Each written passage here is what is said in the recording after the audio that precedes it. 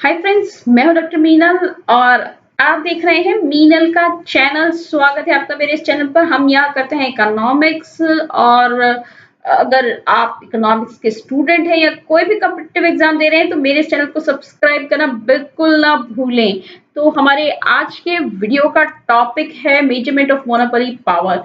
देखिए, forms of market और market में इक्विलिब्रियम कैसे होता है, मोनोपोली क्या है, मोनोपोली में इक्विलिब्रियम कैसे होता है, ये सारी चीजें मैं आपको बता चुकी हूँ। साथ ही साथ डिस्क्रिमिनेटिंग मोनोपोली के बारे में भी सारा, इक्विलिब्रियम कैसे होता है, किस तरह का एआर एमआर होता है, ये सभी मैं अपने सेपरेट वीडियोस में बना चुकी हूँ जिसकी लिस्ट मैं आपको नीचे दे दूंगी। और आज हम मोनोपोली में करेंगे मेजरमेंट ऑफ मोनोपोली पावर, यानी कि मोनोपोली की जो शक्ति है उसका मापन कैसे किया जाता है। देखिए, मेनली 4 तरह के इंडेक्सेस हैं, उसी के बारे में हम पढ़ेंगे। तो सबसे पहला है हमारा लर्नर्स इंडेक्स।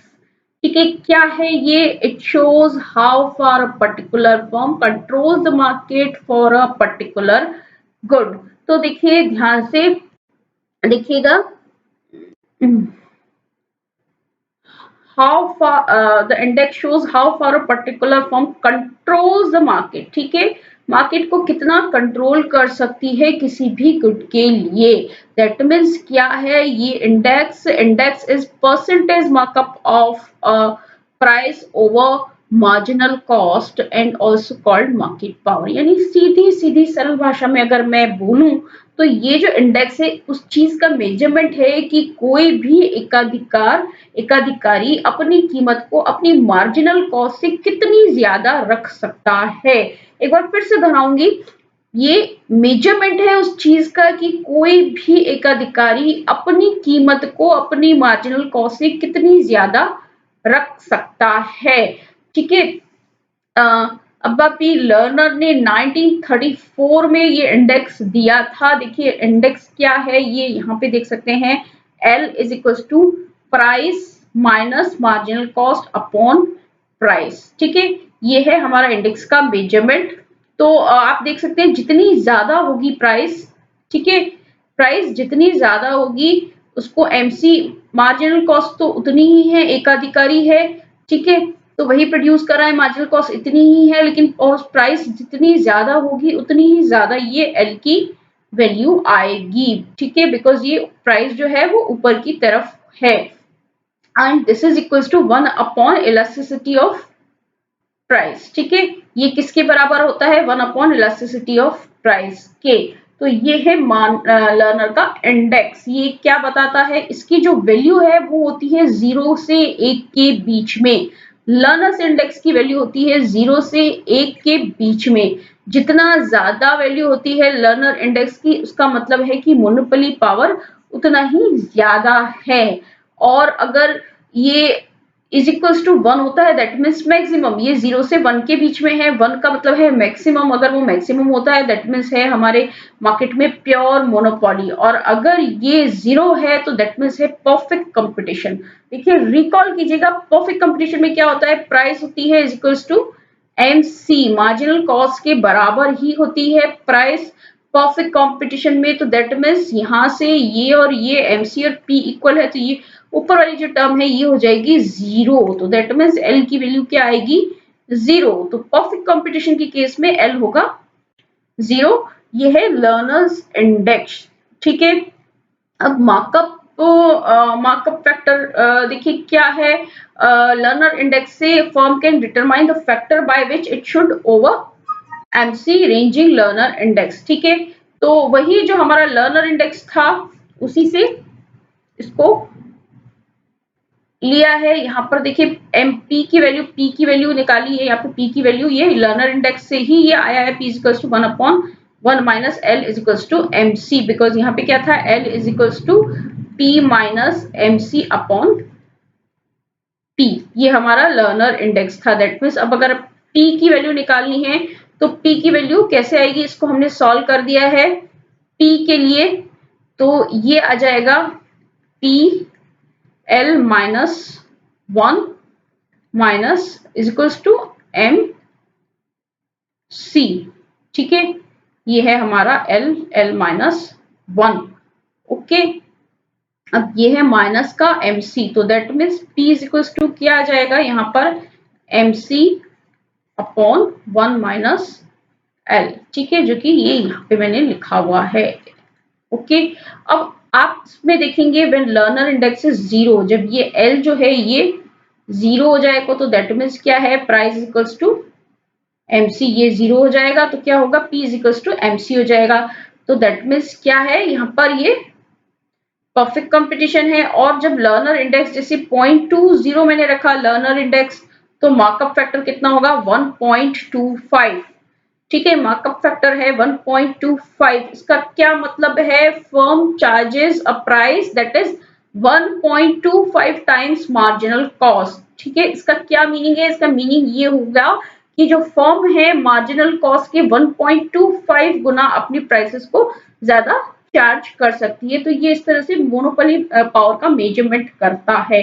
इसमें एक डिफिकल्टी है कि जो एमसी है, एमसी को मेजर करना हमेशा आसान नहीं होता, ये थोड़ा सा डिफिकल्ट होता है। तो इसकी वजह से कुछ दूसरे इंडेक्सेस भी आए, जैसे हर्फिंडल हर्शमैन इंडेक्स वगैरह है, या दूसरे अभी हम देखते हैं बाकी के तीनों इंडेक्स। अब देखिए जब ये लर्नर इंडेक्स की बात करें तो उसके बाद एक टिफिन्स इंडेक्स आया था, tiffin index of monopoly power. तो टिफिन ने ये कहा कि हमको प्राइस इलास्टिसिटी नहीं लेनी चाहिए, मेजरमेंट का सही जो माप होता है वो होता है क्रॉस प्राइस इलास्टिसिटी, ठीक है।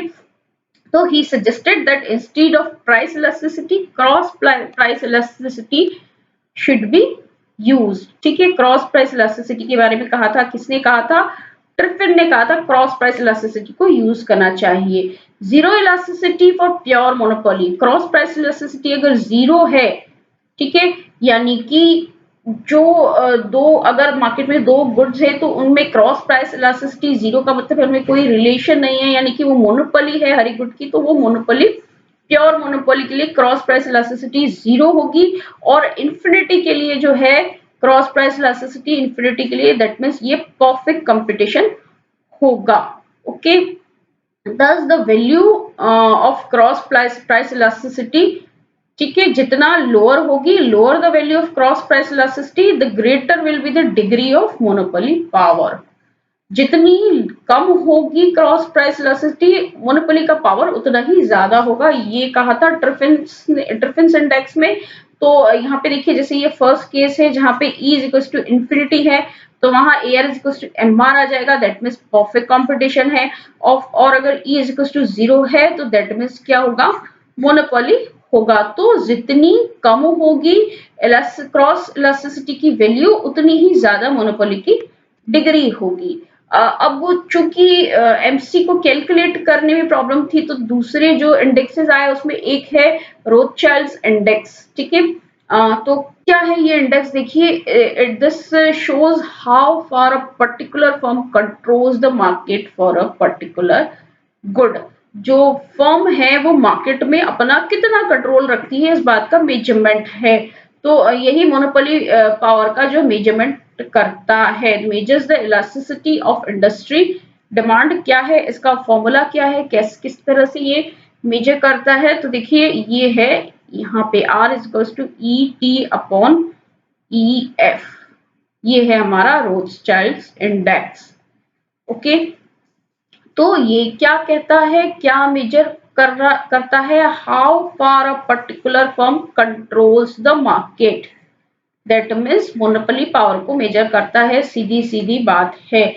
तो ये जो इंडेक्स है, अगर प्योर मोनोपोली है, if it is there is pure monopoly, तो index will be equals to what, unity, यानी कि इंडेक्स की जो वैल्यू है वो 1 आएगी, यानी कि elasticity of industry is equals to elasticity of that individual firm. तो मैं इसको एक बार फॉर्मूले को पूरा आपको अच्छे से एक्सप्लेन करती हूँ। A measure of elasticity of industry demand for the product relative to that of individual firm, यानी कि उस इंडस्ट्री की जो प्रोडक्ट है उसकी इंडस्ट्री की जो इलास्टिसिटी है उसका ये रेशियो होता है किसके साथ, जो फर्म का उसी प्रोडक्ट के लिए जो इलास्टिसिटी है उसके साथ ये इसका रेशियो होता है। तो ET यहाँ पे मैंने लिखा है R क्या है, R रोथशाइल्ड्स इंडेक्स है जिसकी वैल्यू किसके बीच में आती है, जीरो से 1 के बीच में आती है।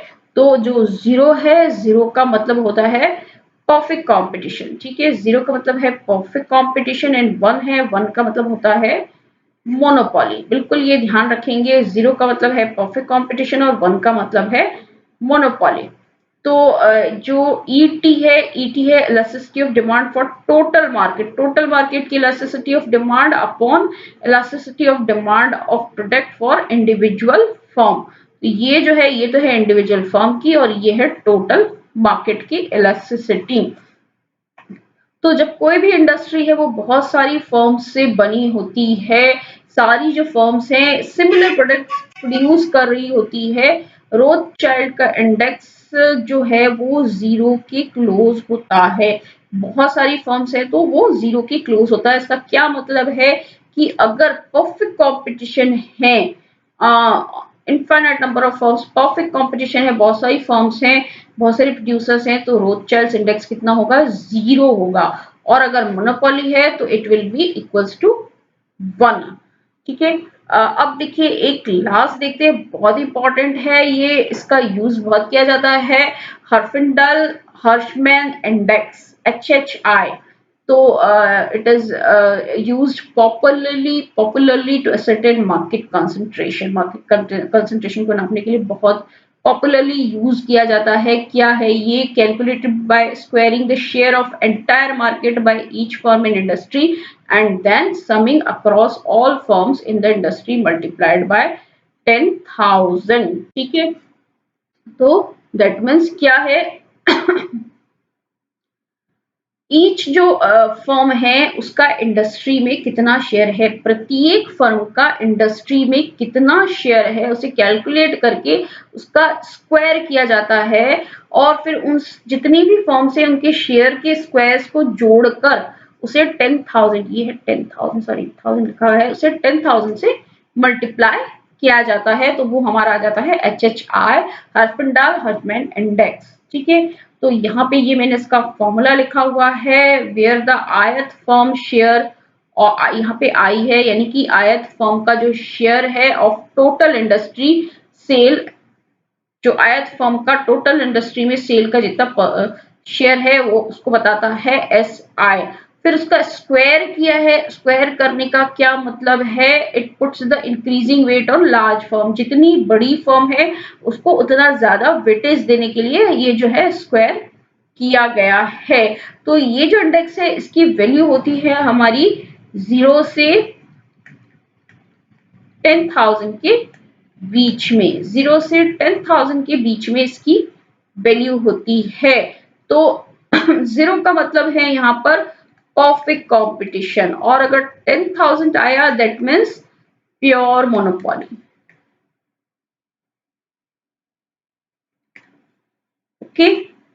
The value of index 0 in case of competitive market and 10,000 as it is monopoly।